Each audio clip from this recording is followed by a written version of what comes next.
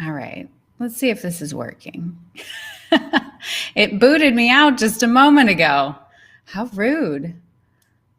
All right. How's it going, everybody? How you doing? You're witnessing the first official sip of coffee of the day. Nothing better than that. When you pop in, go ahead and jump into the chat so that I can see you're here. It looks like we've got some folks joining us. There's Lauren. What's up, Lauren? What's up, everybody? It is book day. Who knew? Oh my gosh. It's so funny because I feel like, I announced the book back in, was it October, November? And it felt like, oh my gosh, it's going to be forever until we can announce, till the book comes out. But no, here it is, just like that, overnight. Now it's April. Oh my gosh. Vanette is here. Helen, Monica. Oh my goodness. Oh, so many friendly faces. Lynn, what's up, Lynn? Oh, thanks for being here, y'all. It just means so much to me.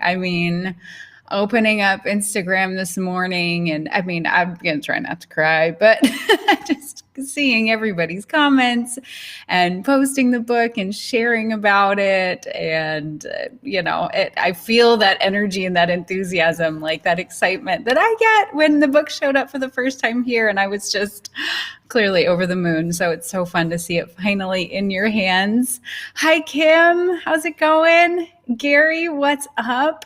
Oh, Stephanie, good. I'm so excited. It's so interesting, obviously I'm not in charge of the shipping of the books, that's kind of in the hands of all the distributors and retailers and things like that. And it's so interesting just to see where it's landed and how it was showing up in the UK last week, which was wild to me, whereas other folks in the UK are saying it's not coming for another couple of weeks. So, kind of all depends on the retailer you went through, just as a point of assistance and help for folks out there. I did recently get word that I know for a while India was not able to get a hold of the book in paperback form, but Book Depository is great for getting that international shipping component. So if you're having a hard time getting hold of it and you're outside the US, check out Book Depository. And I understand their shipping times for folks, in the Europe and whatnot, that it might be a little faster from them as opposed to Amazon. So anyway, I'll let y'all negotiate all of that, but I cannot wait for it to land into your hands. So Marcus and Reese, Kim, thank you. So I thought it'd be a little bit of fun. First and foremost, things to make sure, of course, if you have questions about the book and things that you want to know, just in terms of ordering it and whatnot, I do have a link down the description box below where you can purchase it with different retailers. But just wanted to also take time to let you know that when you do get this book, here it is right here. Yay! When you get it on page 9, there is a link. There is a link that will take you. The link doesn't say anything other than here's the link to sign up for my email list. But right now, and for the next couple months while we're in launch phase, when you go to that link, it will give you access to sign up for free workshop. So I've got several of them. We're doing them in June and July, based on what I see on delivery times. If there's folks in other countries that are not getting them till July, then maybe we'll throw another one into August. So I'm keeping my eyes on that. But it's going to be a workshop taking you kind of start to finish through an entire photo shoot. So kind of inspired by one of the images in the book. I haven't picked yet which one to do. All the workshops will be exactly the same. So you only need to pick one, but we'll all be on Zoom together and I'll be able to walk you through kind of everything from the planning process to setting it up. We'll do it workshop style so you can see me working in real time. And it'll be a 2-hour workshop and then also an opportunity to connect with the other food photographers who are there participating in the workshop too. Because to me, workshop is all about participation. It's not just watching me work, which you'll get to do plenty of that, but that we'll get to hang out and play together. So, so really looking forward to that. So just keep that in your mind if you haven't gotten the book yet, and I'll be sure to share it out on Instagram and email blasts and all that stuff. But just pay attention, page number 9. There's a link there. Has anybody here in the comment section, have you gone to page 9 and signed up yet? It was wild to me seeing those first couple folks getting their books the other day. And I was like, oh my gosh, it's real. Like, it's not just a figment of my imagination. I think a lot of them are going to start showing up tonight, especially here in the US. Looks like Amazon delivering today. Yay, Enriqueta. So glad. I love it. So, oh, you're in Chandler, Arizona. That's not too far from me. So I was actually just on Amazon here today. Granted, Amazon all over the world looks different and timelines are different, but I went on Amazon today and looked like I could purchase it for like to get it by 10 o'clock tonight. So it's available. It's out there. So Amazon, Target, Barnes & Noble, Book Depository, again, really great for those folks outside the US. There's also notification from somebody in Australia that one of the big Australian book retailers, I can't remember the name of it. I've got it tagged in my Instagram stories if you're in Australia and want to know what that is. But that retailer is now carrying the book as well. And funny enough, I got notice recently that company, a publisher out of Taiwan, purchased the rights to the book. And so it's going to be translated into Mandarin. Who knew? I'm not sure when that will be available or if that applies to anybody here or if that's of interest to anybody here, but that will be coming, I'm sure, in a couple months as well. But yes, so let's do a little storytelling. What do you say? Should we do some story time, share about the book a little bit and talk about what's in here? So again, page 9, don't forget it. So a little story about the cover. First off, this little bottle of hot sauce right there. It's one of my favorite local hot sauces here from Phoenix, Cotino's hot sauce, if you're familiar. I just, it was so much fun because, when you put together a cookbook, and I go into more of this on Thursday's video. So, I've got a video all about kind of the process of books and cookbooks and things like that. But what's interesting and has been kind of the norm with most of the books I have done in terms of the cover is that we haven't explicitly shot a cover, that we kind of shoot the book and then look at what we've got and see if any of the images from inside the book can be used as the cover. And so that's exactly what happened for this book. And so the tacos are a part of an illustration that's inside, I believe, the food styling chapter. And I mean, obviously, photograph that I love, was super happy with. And so the publisher then had taken several of the images that they thought would work best for the cover and mocked up, I think, 2 different versions of the cover. There was this one, and then there was a lighter colored one when you get the book and you see the one with the bagels and the lox and cream cheese. That was like the other option. But I love shadows and I love color. And I was like, an all white cover just didn't feel like me. And so I was like, oh yeah, the instant I saw it, I said, that's the one. And 2, just, for me coming from the Southwest and from Arizona and tacos being, well, I mean, to me, tacos are universal, but they're very relevant to the cuisine that I grew up with. And what's so funny, it's so interesting, the creative process. Like, I didn't set out to say, I want to make a cover that includes one of my brand colors. But if you pay attention to my logo and my website, I've got kind of those overarching, that magenta color, and then also the teal cover. And so it's just like so crazy that the cover, without really intending to, ended up being one of my brand colors. So it's, the creative process, it's fascinating. And sometimes things are subconscious and sometimes things are overt. Let's see. I love it. Oh, good. Yes, there is the Kindle version as well. So I know that that's already available for folks to enjoy and start reading, and go to page number 9. I think it's 9 in the Kindle version. I don't know how that breaks down. So funny story about the peanut butter sandwiches. Now, each chapter in the book, there's 7 chapters. Each chapter contains a certain number of lessons, and each chapter, visually, I approached it as a different storyline. So like the very first chapter where we focus on camera settings, all of the setup is like breakfast inspired and makes me think of like this breakfast place that I used to go to when I was a kid. And so pulling in a lot of visual elements inspired by that. But then when we get to, let's see, is that chapter 4, chapter 3? Oh, let's see. You're like, Joni, don't you even know your own book? Yeah, it's been a while since I've looked at the whole thing. But the chapter on composition, that's Blaze's hand. So my eldest son, he's 9 now. So he was very, very kind and contributed his hands to the setup. But it was so funny because, you know, that whole chapter, the composition chapter, I based all the foods and all the styling off of like things that we eat here at the house. So thinking much more about like my everyday kitchen and smoothies and peanut butter sandwiches. I mean, I've got kids, and so we're not talking like over the top wild and crazy foods, you know, so it's much more stuff that's personal to me. But, you know, I'm thinking peanut butter sandwich, how hard can a peanut butter sandwich be to make, right? Super easy to style. Get some bread, get some peanut butter and smear it on there and get the little like peanut, you know, get the honey drizzle going on. Like from a styling perspective, easy, right? I don't know what it was. It's so funny, you know, the things that you think are going to be the easiest. I ended up reshooting those peanut butter sandwiches 3 times. 3 times because I just, you know, the first time, I don't know what was going on with me, but it was just slightly out of focus. And y'all know I'm not contributing slightly out of focus images to my own book. But it was just so funny, you know, something as simple as this. And, you know, then another time I was like, I just really didn't love the lighting.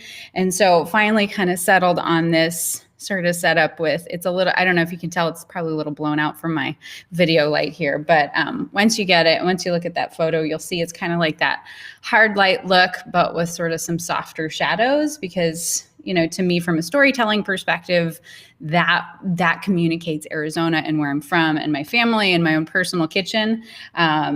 But I also think showed off the subject really well because it is kind of like, you know, peanut butter sandwich. It's kind of like a basic, potentially boring subject. So that lighting really worked for there. But, you know, this is one of those things where when you're given unlimited amount of like time to obsess about, I mean, I had a certain amount of time to produce the images, but it was all in my own time. And so when you have kind of that freedom and you don't have like a client there waiting for you to finish an image, like it can be hard, right? Because then you continue to like try to perfect it and perfect it and perfect it. And, you know, talking to different friends, Bay Lobus and talking to Betty from Stems and Forks and other people who just helped me to kind of put into the context that okay, yes, like we want to do our best work. We want to make it incredible, but also don't create for yourself unattainable goals of these images that, you know, you put so much pressure on yourself. I'm sure you've been there too.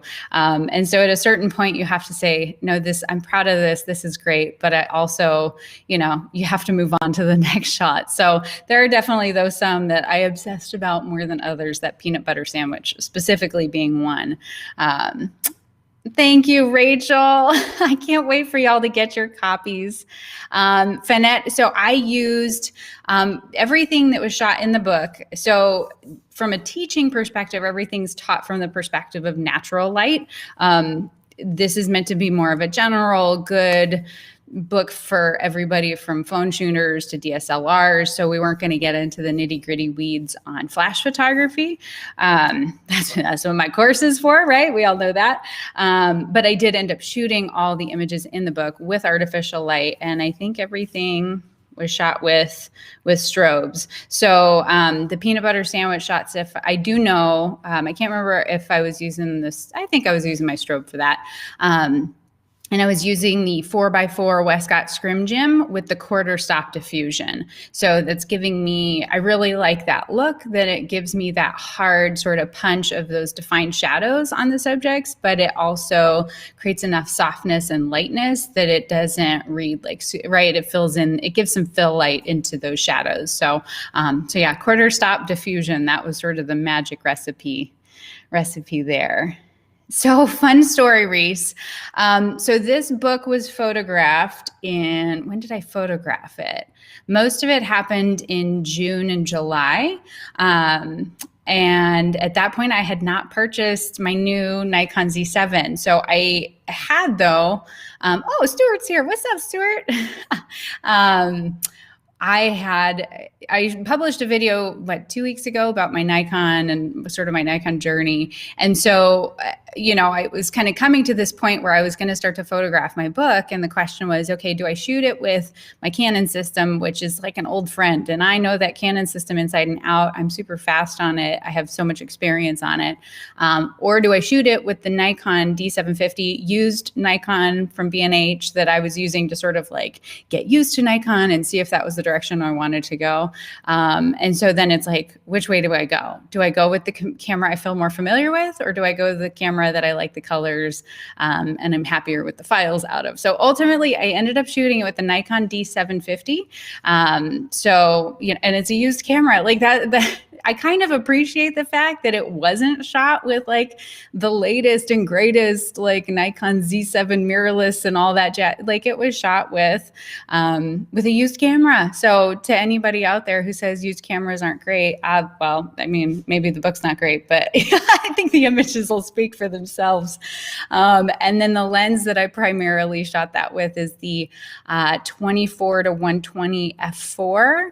And then I also, for the book, so that I could get the wider apertures, I went with a 50 millimeter f1.8. So a little plastic, fantastic. So I was not using super hyphy lenses. I was not using super hyphy camera. I mean, I think that, in context of like how great is the D750, it's a fantastic camera. I love that camera.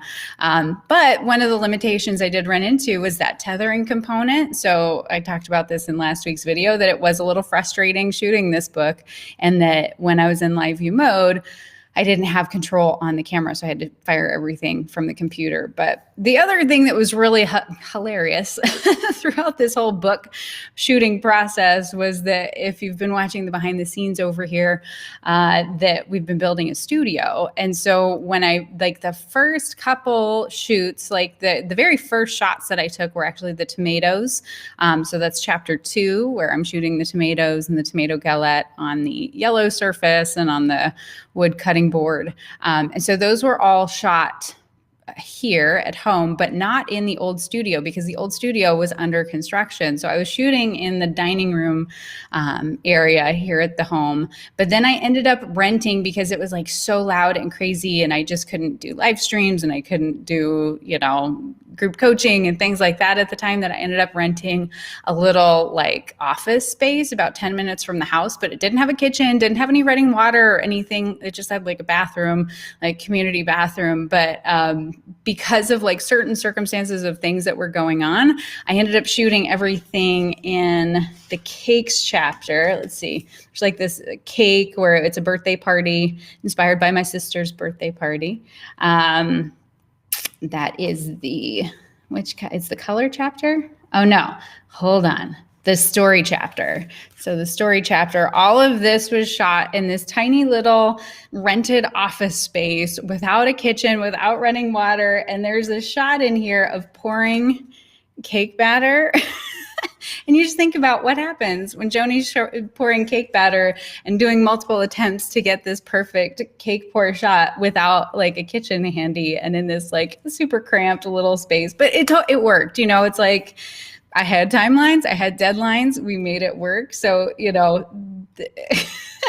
eventually though, I was like, this ain't gonna work. So came back home and was shooting out of the living room.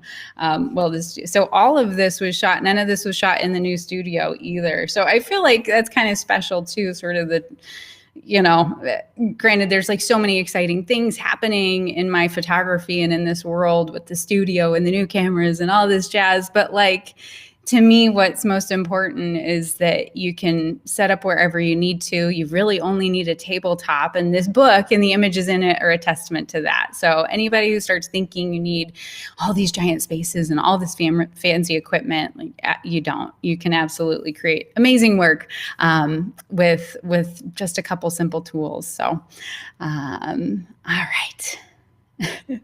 Oh, Victoria, you're so sweet. Maybe the book's not great. No way, not possible. Thank you. Yeah, Rachel, I think that's so true, that creative constraints, sometimes it can even create better work. I think that one of the hard things in approaching this book was that from the perspective of the creative, like there weren't limitations, right? That it wasn't like you have to shoot this or that. I mean, other than obviously the images needed to pair up with what I had written in the book. But from a styling perspective and a subject matter perspective, it was kind of all up to me. And so maybe some of those constraints were a blessing in that sense, that when you're constrained, I think it does kind of gear up your creativity in a way that you don't have when you're just kind of able to do whatever you want. So, oh, great. I'm so glad you're able to download it this morning. I know, definitely there's some delays. It's going to take some time to get to different places of the world, but never fear. We're going to make sure to work in plenty of those workshops. For those who've just joined and missed the detail, page 9 of the book. You want to go to page 9. There's a link in there, and that link has access to several workshops that are going to be free. So anybody who's got the book gets access to sign up for one of the workshops to do a photo shoot with me virtually. So I'd love to have y'all come over, but I feel like it's a big space, but it's not big enough for all of us. And COVID ruins everything. How are we doing on time? Oh, we're doing great. Nicolette, what is up? Oh man, blast from the past. I love it. It's so fun when worlds collide.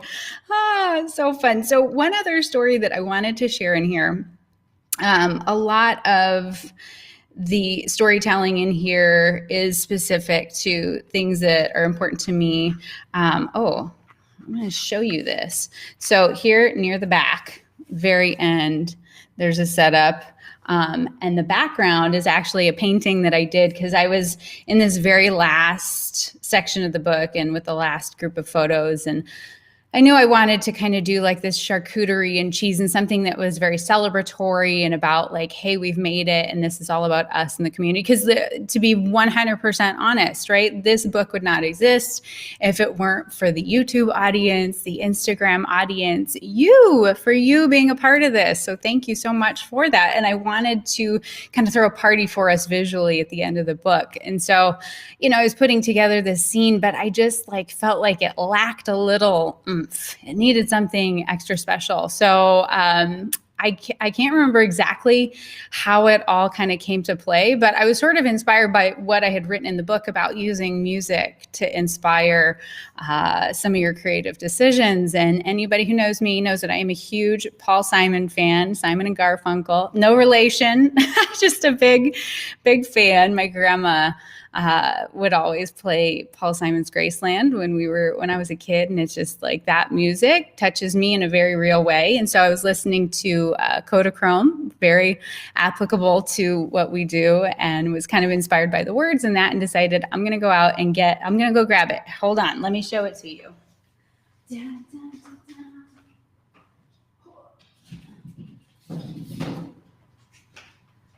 Let's see if you can see it from over there. So I went out and bought a canvas and painted it and used that. Hold on, let me come closer to the. So ended up painting that focus. So ended up painting that canvas and using that as the background, and that just totally set everything off. So, so nothing like taking your own advice and making the images more exciting. It was a little tricky though to photograph.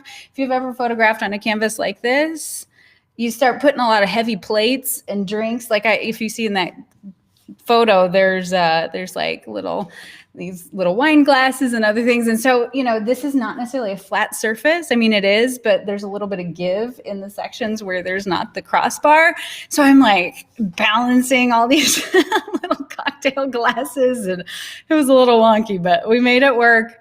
No champagne was spilled in the process of setting up that shot. But hopefully as you read that section and you look at those images, it gives you some new ideas for, how you can spice things up in your own photos.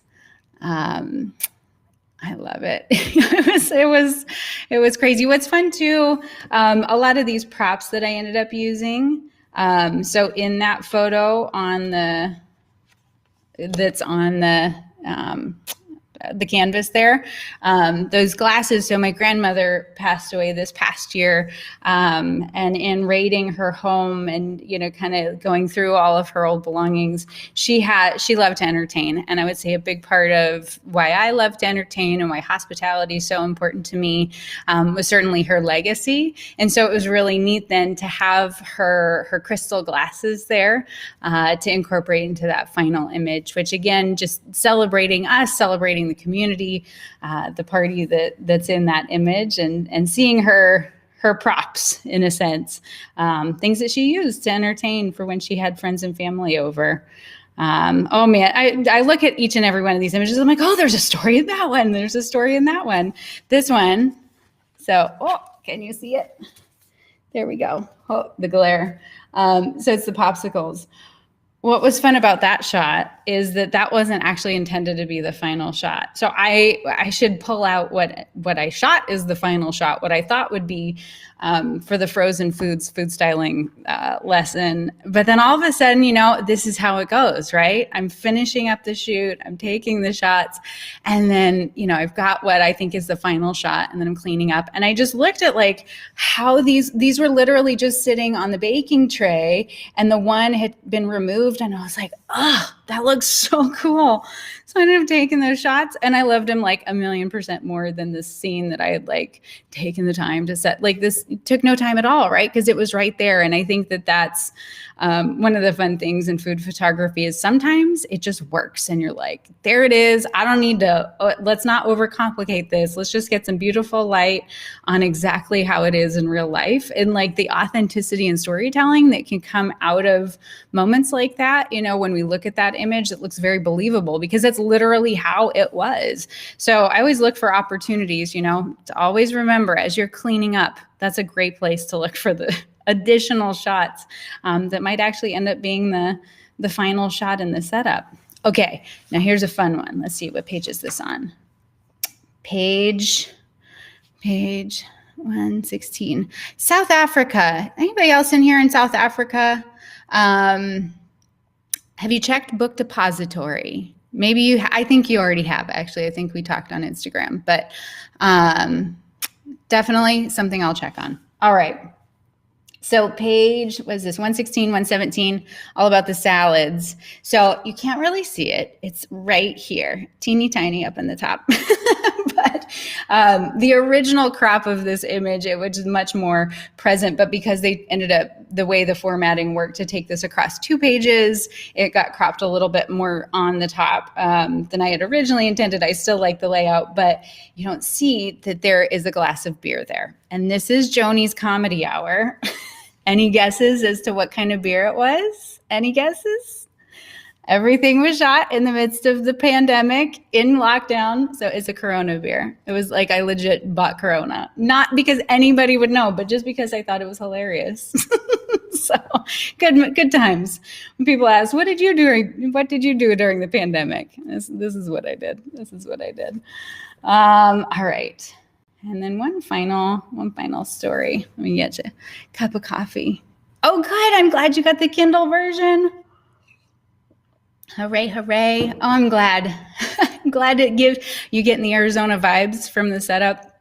And for sure, from the food styling perspective, I went much more Southwest and, thinking of foods and flavors and props that to me are much more inspired by the place where I live and where I've grown up.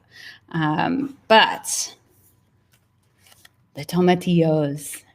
Who's had tomatillos before? Lots of folks out there look at these and are like, what are those? Are those tomatoes? They're not. Tomatillos are not related to tomatoes. They're related to gooseberries, actually, because they have that little papery skin on them. Anybody in here had tomatillos before? Tomatillo salsa. They have kind of a bitter, sort of astringent. They're really great for adding some acidity. Great in like green sauces and things like that. But so the story of the tomatillos. This is tomatillos. Oh, good. I thank you. I'm glad they remind me. Yeah, good. Stephanie, you've had them in a salsa. So tomatillos are very significant to me within the last several years. So trying to think where to start this story. So 2015, anybody who's like OG around here probably knows some of these, stories and timeline, but 2015, I left my, why am I getting like emotional about this? Tomatillo's getting me all worked up. 2015, I left my day job, right, to go pursue some sort of creative career. I did not know what that was going to be. I did not know it was going to turn into food photography. I started out just food blogging, which not just food blogging. Food blogging is a whole other thing in itself, but started food blogging, doing food content creation, but didn't really know where it was all going to go, but had like this deep desire ever since I was a little kid to be on the Food Network. Anybody else ever dream of having a Food Network show? I know I'm not the only one in here. Growing up with Yan Can Cook and Two Fat Ladies, and then, all the different Food Network stars, and thinking, oh, I just would love to do that. So in 2016, I'd applied to all the shows and all the different things. And so in 2016, I get a call on a Sunday night. I'm at Target. I get a call. It says, can you be on a plane tomorrow morning to come be on an episode of Guys Grocery Games? Like literally the next day. Now I had applied to the show, so this wasn't like so out of the left field, but it was something that, I was like, heck yes, Guy Fieri wants me to show up. I'll be there. Now the guy doesn't know me from Adam, but it seemed like an amazing opportunity. And I said, heck yes. And I went and I participated. I had the best time ever, like literally best time of my life, being on set and getting to, just see the production and see how all these things work and, live into that sort of big dream I'd always had of Food Network. And what was crazy though is, and maybe a little telling as to how things are oriented, I was called the day before, right? So night before, Sunday night, to be on set to start filming Monday morning in California, whereas everybody else, the other 3 participants, were all professional restaurant chefs. So I'm the only home cook. And then they'd all been contacted weeks in advance and already knew the theme of the show and had a plan. So clearly Joni was not set up for success in this situation, but I don't sit and like, oh, woe is me. So obviously I was the first person voted off, and I was voted off because of the way I had prepared the tomatillos. That the feedback was that the tomatillos should have been roasted or whatever. There's the feedback. Now I've had plenty of tomatillos just simply diced in a salsa I'm not going to go into my thoughts on tomatillos, but ultimately I was voted off and, first person out. And some people would go, oh, Joni, what an upset, what a heartbreak, what a, difficult thing and how embarrassing, and I said, no. This is amazing. This is a badge of honor. And this is an opportunity for me to say, okay, these people don't see what I have to offer, but I'm not going to give up. This is not me just going to roll over and say, oh, I guess I'm just not meant for whatever I'm meant for, that you kind of give up on your dreams. So what did I do? Well, about 9 months later, again, some of these things were not necessarily intentional. About 9 months later, though, I started The Bite Shot, started the YouTube channel, and started what now has become what to me is 1,000,000% better than any Food Network show, than being on broadcast television. I get to create my own content. I get to have my own kitchen and my own food and my own stories and my own book. What? So to me, the tomatillos are always this sign of perseverance, and that when you run into situations where it's a failure, that's not a failure at all. It's just an opportunity to clarify and say, okay, maybe this isn't the door that I need to pursue, but there's still reason behind what it is that I'm going for. So to me, whenever you see tomatillos, it's because there's a reason behind it. I don't just throw tomatillos around because they are beautiful and they're super fun to photograph. But to me, they're a symbol of continuing to persevere even when the going gets tough. So hope that serves as a little inspiration for you when you see the tomatillos, and you can just simply smile. So. Oh, Donald. Yes, exactly. Oh, thank you, Erica. I'm glad. Lauren, thank you. I mean, if Food Network ever calls, I won't hang up on them. But, it's pretty incredible what we can create too in 2021 with just a couple simple things. It's remarkable. I could go on and on. Thank you, Fabiana. So it's 9 o'clock and the plumber is coming soon to finish hooking up the water here in the studio. But I hope that when you get this book, though, that it gives you some new ideas. And, most likely, if you've been around my channel for a while, there are certain concepts that, we've covered before and things that you already know. But I hope that this is a chance, because every lesson comes with an additional challenge, that you can take something that maybe you already know about and just take that knowledge deeper. Because I find that anytime that I come up across something, I go, I already know that. I got that covered. And then all of a sudden, if I do dig into it further, it's like, oh, there's more there. So hopefully, if you're like, I already got aperture covered, I already know what that's all about, that you do take the time, though, to experience and to practice and maybe get outside your comfort zone of if you're always shooting in a very similar way. One of the things that I was reminded recently when I shot Crazy Sweet Creations, which by Anne Reardon from How to Cook That, which is coming out in June. It's available for pre-order.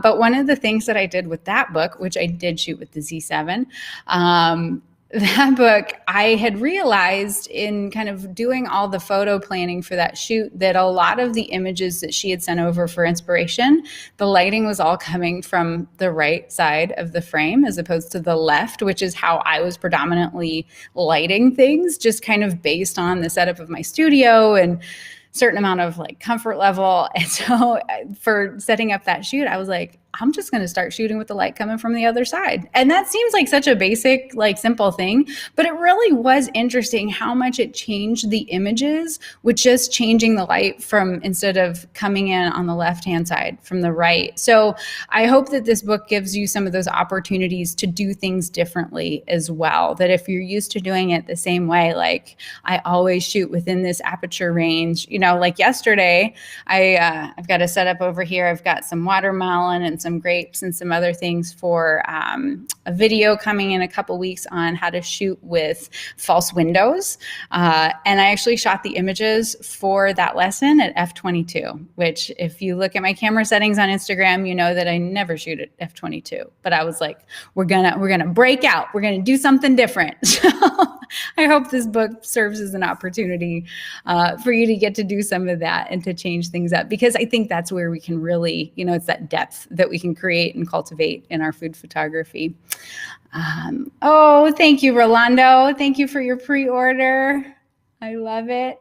Shauna, you have been here. That is what's so fun, is how many folks that are here and have been commenting on Instagram. There's a handful of names who I remember from the very, very beginning, Bianca being another one. Literally, I just set up the Instagram account and the YouTube, and that was all there was. And so it's so much fun. I'm like, did any of us know 3.5 years ago when that got launched where we would end up and that there would be an actual book? That's bonkers. I know I didn't. I love it. See, Erica, exactly. I like them raw. I mean, I like them roasted. I like tomatillos in all sorts of forms, but I'm going to go into the story. Sorry. Y'all have time, right? So it was mac and cheese. That was what I was cooking. I was making a mac and cheese, and I had linguiça sausage in it. So a lot of super rich flavors and 3 different kinds of cheeses. And I think there was maybe some green chilies in it. But then I was like, I need to cut all of this, umami. I need to cut the kind of fat. I need to bring in some acid. So that's when I did super fine diced tomatillo. It was more of pico de gallo as opposed to a salsa. And so it was, fine diced tomatillos. I'm trying to remember what else was in there, but I didn't roast them because I wanted that acidity and I wanted sort of that I don't know, what do you call it? I just wanted something that was a little different, something that was a juxtaposition to all of the richness. I wanted to cut that with a little bit of acid from some raw tomatillos. And I was like, oh my gosh, what have I been doing wrong in my life that they said that tomatillos should always be cooked? I'm like, no, they shouldn't. And so I was like, maybe I'm losing it. And so sure enough, I came back to Phoenix and talked to, some local chefs who specialize in Mexican cuisine. And they're like, yeah, no, you can totally do them raw. I was like, see, please, thank you. Tomatillos. I'm going to get, maybe that'll be my next tattoo. I've been pondering the next tattoo because I've got the chicken and I was like, I'm not going to be rushing into this, but I feel like I'm ready for the next one. Maybe it's going to be a tomatillo. That could be fun. Yeah, y'all give me the best ideas. How long did it take to shoot the book? Oh, how long did it take? Not as long as maybe you would think. Again, the context being that this was in the midst of the pandemic lockdown. So, I had other projects and I had other things going on, but I was really able to solely focus on this. So I want to say, how many images is it? 80 images? It's also like having children. If you've ever had a baby, while you're in it, you're like, this is the worst thing ever. But then like after it's over, you're like, that wasn't that bad. This is how you end up with other children, right? I feel like it was maybe 6 weeks though of like really focused, intentional. And I wrote the book first. So everything was written. There were a certain number of images that the publisher wanted, at least like 15 of the images within a couple of weeks of when we first got started, or not when we first got started, but I want to say that the images were all due the end of August. And so it was like mid-July that they wanted to see at least a handful of them just from image quality perspective and a technical perspective to make sure like we were on the right track. And then the rest of them were due the end of August. So bless Betty from Stems and Forks. She caught me. So we did an interview that's here on YouTube and we recorded it. I think it was like the very last week or last 2 weeks of shooting for me. And I was kind of at that place where I'm like, I'm ready to be done. You get to the end of a really big project and you just like, I'm ready to move on from this. And I think she caught me at a moment of, I was just like so tired and so like kind of worn down. And she just infused me with so much energy and positivity and gave me so much encouragement.